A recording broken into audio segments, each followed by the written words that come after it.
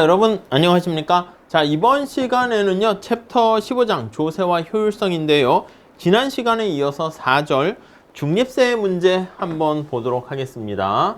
챕터 15장 4절, 우리가 이제 세금을 때리게 되면 우리가 초과부담이 발생한다는 거 알고 있어요. 근데 초과부담이 없는 조세도 있을 수 있을까? 예, 그런 경우를 럼썸 텍스 중립세라 합니다.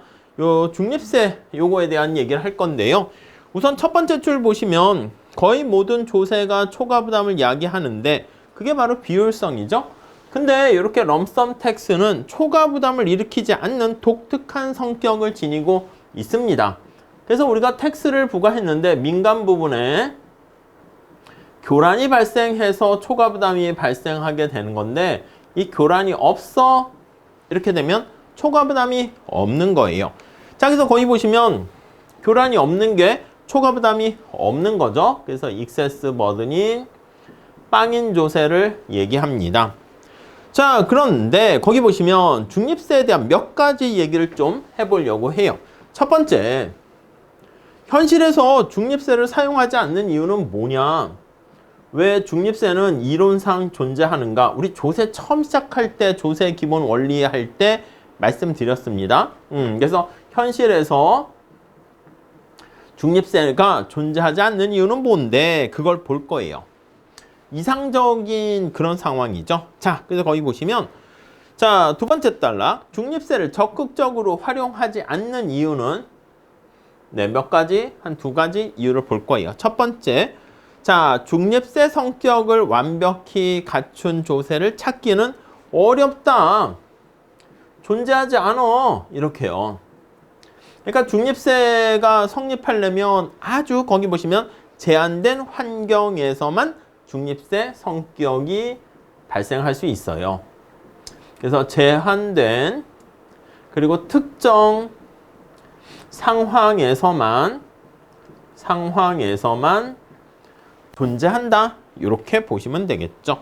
자, 그래서 거기 얘가 있습니다. 자, 물품세라고 했을 때, 자, 마지막 단락 보세요. 두 상품에 똑같은 세율의 물품세를 부과하는 것은 개인 차원에서 봤을 때 중립세 성격을 가질 수가 있어요. 그런 거지. 자, 그러니까 무슨 말씀이냐면 여기 수평축에 쌀과 옷이 있어요. 예산선이 이렇게 있죠. 근데 우리 다음 페이지로 넘어가시면 X에만 세금 때리면 기울기가 바뀌지 않겠습니까? 그래서 여기다 미리 할까? 이렇게 X제만 텍스를 부과하는 거야. 텍스를 부과해요. X제 가격이 올라가겠지. 그럼 우리 텍스를 부과시, 자, 그러면 X제 가격이 올라가서 이렇게 1 플러스 텍스 부과한 만큼 올라갑니다. PY는 그대로 있고요. 근데 그게 아니라 XY에 둘 다 세금을 때리면 그게 이제 소득세를 부과하는 거랑 같지 않습니까? 예산선 생각하시면요. 자, 그러면 예산선이 이렇게 평행하게 이동을 해요. 그럼 이제 소득세를 부과하게 되면 양쪽에 다 때리기 때문에 기울기가 변화가 없고요. 기울기가 변하지 않으면 상대 가격 변화가 없으니까 대체 효과가 없어서 효율적이다. 이렇게 볼 수가 있습니다. 오케이? 자, 그래서 다음 페이지 480페이지 가볼게요. 아니, 그러면 모든 상품에 대해서 세금을 다 때리면 이것도 실질적으로 소득세를 부과하는 효과가 되는 것이고, 그럼 어떤 상품, 물품세 관련해서 선택의 왜곡이 없는 거 아니야? 이렇게 볼 수가 있습니다. 자, 그런데 but 요게 이제 제한된 상황이라는 게 뭐냐면 세 번째 줄 볼게요. 보다 일반적인 상황, 이게 아니라 얘기를 확장해서 보다 좀 더 일반적인 상황, 이렇게 얘기를 하면 일반적인 상황, 보다 일반적인 상황에서는 이제 과세 대상이 지금 얘기한 것처럼 이렇게 XY만 있는 게 아니라 XJ, YJ, 여가도 있을 수 있고요. 현재 소비, 미래 소비, 이렇게 다양하게 있을 수 있습니다. 자, 그러니까 지금 제한됐다는 얘기는 뭐냐면 이렇게 XY만 이렇게 나타난 요 특수한 경우에서는, 여기 제한된 특수한 경우에서는 이렇게 얘네 둘만 놓고 봤을 때는 기울기가 변하지 않지만 좀 더 일반적인 상황이다 라고 이렇게 얘기한 건 뭐냐면 이거야. 과세 대상이 여가, 현재 소비, 미래 소비 이렇게 되면 얘네끼리는 차별 대우가 없지만 여가나 현재 소비, 미래 소비에 대해서는 차별 대우가 있게 되는 거예요. 자, 그래서 요걸 다시 한번 씁니다. 거기 네 번째 줄 뭘까요? 쌀과 옷 두 상품 사이의 선택뿐만 아니라 여가와 소득 그리고 현재 소비와 미래 소비 이런 것까지 우리가 확장하게 된 그런 상황에서는 차별 대우가 존재하네요. 그래서 현재 소비랑 미래 소비까지 그걸 이제 일반적인 상황이다. 이렇게 얘기했습니다. 자, 그래서 일반적인 상황에서는 이 모든 거에 세금을 다 때리면 그래, 네가 말하는 중립세가 성립할 수 있는데 그러기가 쉽지 않죠. 다음 두 번째 한번 보도록 하겠습니다. 첫 번째는 현실에서 유니콘 같이 이상적인 상황이어서 현실에서 찾아보기가 어렵다는 게 첫 번째고요. 두 번째는 비록 설사 만약에 알아냈다 해요. 그래서 거기 보니까 중립세 성격을 갖는 조세를 찾았다 합시다. 근데 존재할지라도 존재해도 야 이게 바람직한가? 그런 거에 의문이 들 수 있다는 거야. 바람직할까? 이렇게요. 무슨 말인데? 아니 우리가 바람직하다는 건 주관적이고요. 그러다 보니까 이제 중립세는 효율성 측면에서 가장 낮다 이렇게 볼 수 있는데 공평성 측면에서는 바람직하지 않을 수 있잖아요. 그래서 거기 보시면 영국의 대처 수상이 재산세를 대체할 목적으로 재산세를 폐지합니다. 폐지하고요.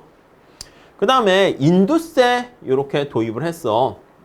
인두세가 사람 머리에 세금을 때리는 거니까 그나마 중립세에 가장 가깝다 이렇게 볼 수 있는데 사람들이 어떻게 돼? 효율적이긴 하지만 공평성, 형평성 측면에서 문제가 발생할 수 있다는 것이지. 오케이? 이해 가시겠죠? 자, 그래서 거기 보시면 역진적인 성격을 지닙니다.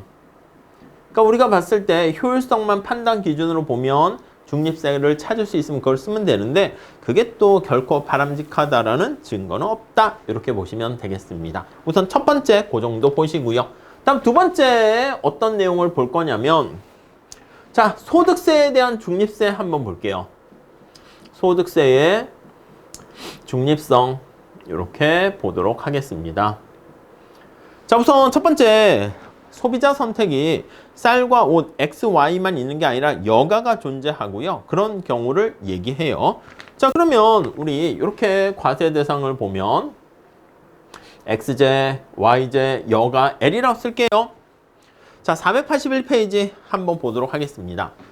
자, 소득세는요, 어디다 세금을 때리는 거냐면 여가에는 세금을 때리는 게 아닙니다. 근로소득에 세금 때리는 뭐 그런 거 되기 때문에 내가 XY를 소비하는 거에 세금을 때려. 근데 XY에 이렇게 세금을 때리는데 X에만 때리는 게 아니고 Y에만 때리는 게 아니기 때문에 XY 동네에서는 왜곡을 초래하지 않습니다. 그래서 여기 효율성을 나타내는 기준은 일반 균형 분석에서 얘기하죠. 효율성을 판단하는 기준은 MRS랑 종합적 효율성은 MRT가 같을 때예요. 그래서 MRS, X, Y랑 MRT, 우리 책에서는 MPT라고 한다고 그랬죠. MPT, X, Y 효율적이죠. 근데 문제는 뭐냐면 여기 나와 있는 것처럼 여가에 과세를 하지 않지 않습니까? 그래서 여기는 왜곡을 초래하지 않지만 이렇게 왜곡을 초래해요. 그래서 MRS 거기 나와 있는 X 대문자로 쓸게요. 그냥 X 여가 요거랑 그리고 MPT X 여가 여기는 괴리가 발생한다고요. 이해 가시겠죠? 자, 더 나가서 마찬가지입니다. 여가와 Y제는 또 이렇게 왜곡을 초래하게 됩니다. 그래서 MRS, Y 여가 얘네 둘이 MPT, Y 여가 여기에 이제 왜곡이 발생한다는 거 알 수가 있습니다. 자, 그래서 481페이지 한번 보시면 소득세 X, Y에 모두 과세하게 되는 경우에는 요 효율성 기준 중에서 요 첫 번째 조건에 해당하는 요거는 충족합니다. 오케이. 요거는 조건은 충족하지만 그래서 X, Y만 놓고 보는 제한된 상황에서는 효율적인 게 충족되는데 요 경우는 어떻게 돼요? 예, 충족되지 않습니다. 그래서 여가를 고려한 좀 더 일반적인 상황에서는 왜곡이 발생하는 거 알 수가 있네요. 자, 두 번째 줄 볼게요. 여가와 쌀, 여가와 옷 사이 관계에서 만족해야 할 조건을 뜻하는 두 번째, 세 번째 식은 충족하지 못합니다. 자, 그래서 다시 한번 정리해 봅니다. 자, 소득세는 노동을 공급해서 번 돈에 대해서만 과세를 할 뿐, 여가라는 거에 대해서는 텍스를 부과하지 못하기 때문에 여가는 조세를 부과하지 않고 실제로 번 소득의 T의 세율로 소득세를 부과하는 체계는 이렇게 실질적으로 왜곡을 초래한다라는 거 알 수가 있네요. 오케이? 자, 그 다음 이제 다음 단락 보시면 조금 더 얘기해서요. 여가를 과세 대상에서 제외하는 소득세 제도 하에서는 두 번째 식이 만족되지 못하고요. 여기서 이제 부동어를 표현하면 어떤 게 더 커집니까? MRS가 이게 더 커지게 되는 것이죠. 그래서 이렇게 MRS X 여가 요거는요. 거기 나와 있는 것처럼 1 플러스 T 프라임으로 이렇게 M, P, T, X 여가 이렇게 되는 거 알 수가 있습니다. 그래서 두 번째, 세 번째 식에 왜곡을 초래하게 되고요. 다시 정리하면 이 소득세가 XY 동네에서는 왜곡이 없지만 여가를 고려한 좀 더 일반적인 여가 하나만 더 추가시켜도 왜곡이 초래된다라는 거 알 수 있겠습니다. 자, 그 다음 네 번째 단락 볼까요? 만약에 두 상품에 각각 다른 세율의 물품세를 부과한다면 어떻게 될까?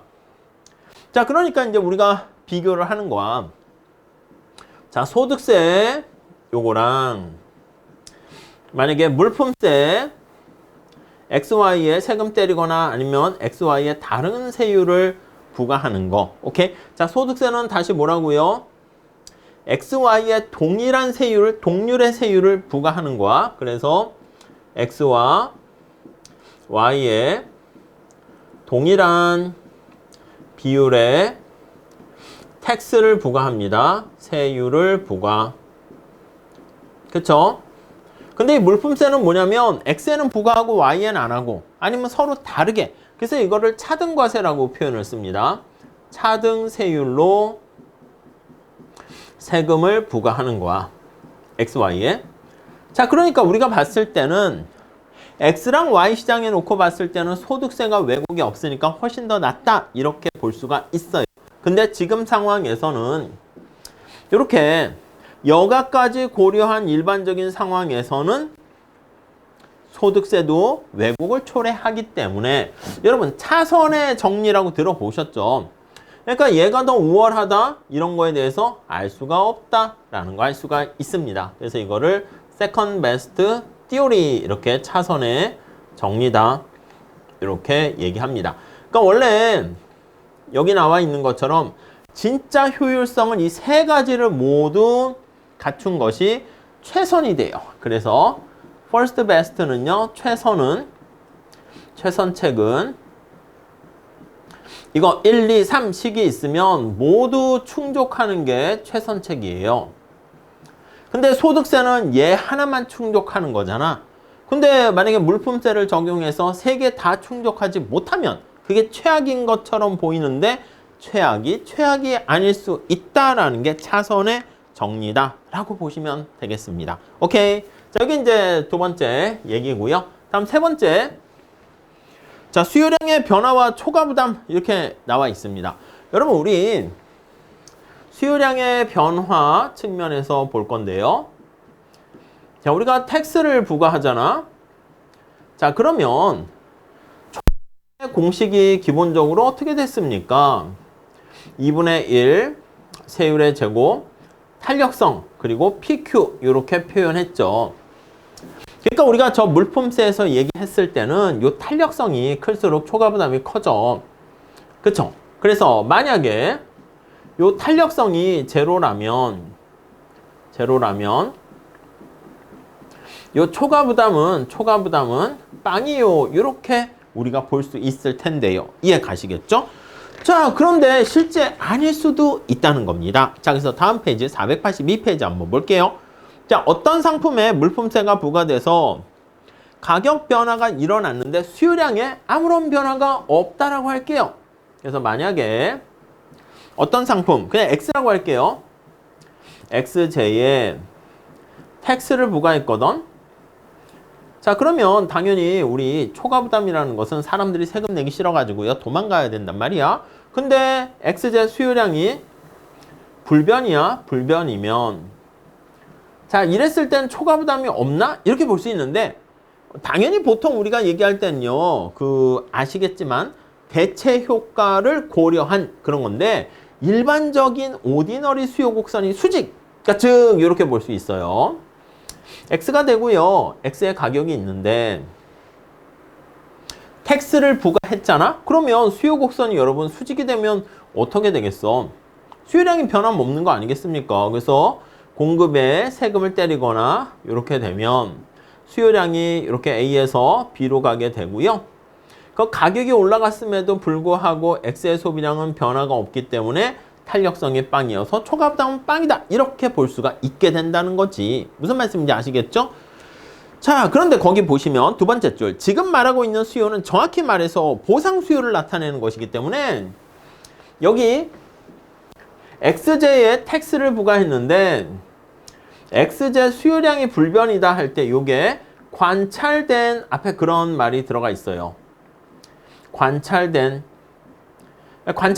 것은 일반적인 우리 눈에 보이는 이걸 뜻하는 거예요. 그래서 이게 보통의 오디너리 그거랑 같은 뜻이에요.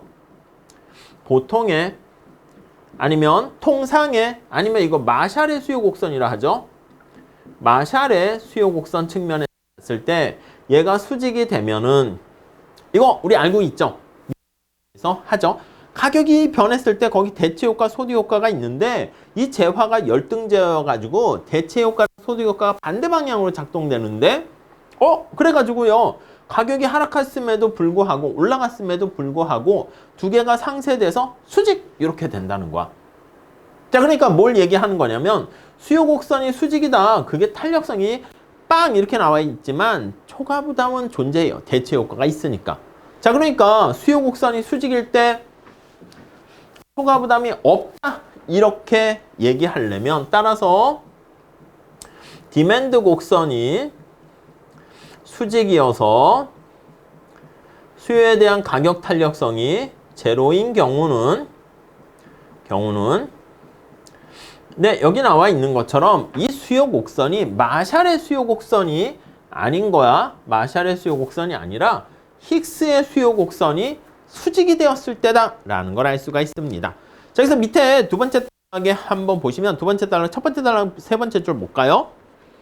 이 점을 정확하게 이해하지 못한 사람은 물품세 부과 후에 시장에서 관찰된 그게 보통의 그 뜻입니다. 수요량에 아무런 변화가 없는 것을 보고 야, 초과 부담이 없구나 이렇게 생각하는데 이게 오해라는 거죠. 착각이라는 것이지. 자, 그래서 다음 단락 보시죠. 물품세를 부과했는데 시장에 관찰된 수요량에 아무런 변화가 없다는 것은 관찰된, 계속 강조하는데 보통의 그 뜻입니다. 보통의 수요 곡선을 기준으로 해서 그렇다는 것이고 물품세 부과로 인한 가격 상승이 갖는 대체 효과는 소득 효과까지 다 반영이 돼 있는 겁니다.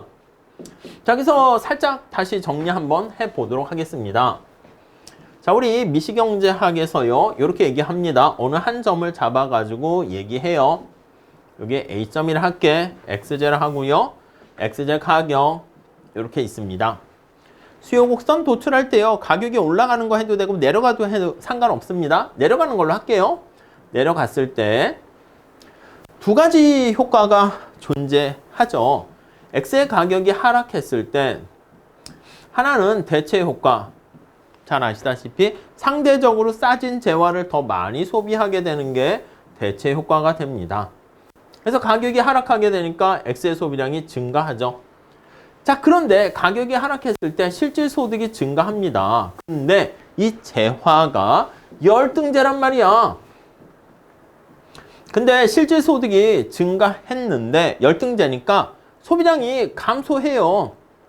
그래서 여기 이제 감소한다고. 이게 소득 효과. 근데 이 두 가지 힘이 정확하게 같은 힘을 갖게 되면 X의 소비량은 변하지 않은 것처럼 보이는 거지.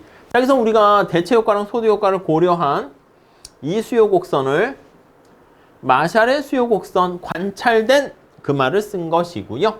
자, 우리한테 관심 있는 거는 지금 여기 나와 있는 힉스의 보상 수요 곡선 나타내는 것은 우아양하잖아. 그렇기 때문에 이게 대체 효과를 반영하는 건데 대체 효과는 여전히 존재합니다. 이해 가시죠? 자, 초과 부담은 대체 효과 왜곡 때문에 발생하는 건데 대체 효과가 존재하기 때문에 초과 부담이 존재해. 근데 우리가 봤을 때는 보상 수요 곡선을 그래서 우리가 사용한다고요. 그걸 사용하지 않고 마샬의 통상의 수요 곡선을 사용하게 되면은 대체 효과 존재함에도 불구하고 총 효과는 그대로 X의 소비량이 그대로 변함이 없는 걸로 착각을 하게 됩니다. 밑에 그림 잘 보세요. 물품세 부과 후에도 쌀의 수요량이 불변인 경우가 거기 잘 나와 있죠. 그래서 맨 마지막 째줄 다시 한번 볼게요. 그림을 자세히 들여다보면 쌀에 물품세가 부과될 때 대체 효과, 소득 효과 모두가 쌀의 소비량을 줄이는 방향으로 되어 있다는 것을 알 수가 있게 됩니다. 그래가지고 넘어갈게요. 다음 페이지. 물품세 부과 후의 선택점, 원래 선택점 바로 밑에 있기 때문에 두 번째 줄 요겁니다. 여기 나와 있는 것처럼 텍스를 부과하면 물론 가격이 올라가는 것도 똑같습니다. 물품세가 부과되었을 때 쌀의 수요량의 변화가 없는 상황으로 나타날 수가 있는데 두 번째 단락 밑줄 치시죠. 물품세 부과 후에도 수요량의 변화가 없다는 것은 상반된 방향으로 작동하는 대체 효과랑 소득 효과가 상쇄돼서 순 효과가 제로가 되었다는 얘기고요. 여전히 대체 효과가 존재하기 때문에 초과 부담은 0이 아니다. 이렇게 볼 수가 있겠습니다. 오케이, 이해 가시겠죠? 자, 그래서 다음 단락도 마찬가지입니다. 이처럼 시장에서 관찰된 수요량의 변화가 없어도 초과 부담이 발생할 수가 있지만 조세를 둘러싼 여러 가지 정책적인 논쟁과 관련했을 때는요, 요거를 간과하는 경우가 많이 발생하게 된다라는 거 알 수 있습니다. 그래서 관찰된 결과만 가지고 조세가 효율성에 아무런 영향이 없다 이렇게 속단하는 것은 문제가 있고요. 마찬가지야. 지금 X제라는 물품세를 가지고 대상으로 했는데 앞에서 지난 시간에 본 것처럼 소득세가 부과된 다음 노동시간에 아니면 임금에 세금을 때렸는데 노동시간에 아무런 변화가 없다라는 걸 보고 역시 탄력성이 제로니까 초과 부담이 없다라고 단정하는 것도 잘못된다 라는 것을 알 수가 있겠습니다. 오케이? 자, 그래서 대체 효과, 소득 효과 좀 잘 보시고 정리를 해 주시면 되겠습니다. 자, 이 정도 정리하시고요. 다음 시간에 이 초과 부담과 관련한 실제 학자들의 연구인 실증 분석에 대해서 한번 살펴보도록 하겠습니다. 다음 시간에 이어서 할게요. 감사합니다.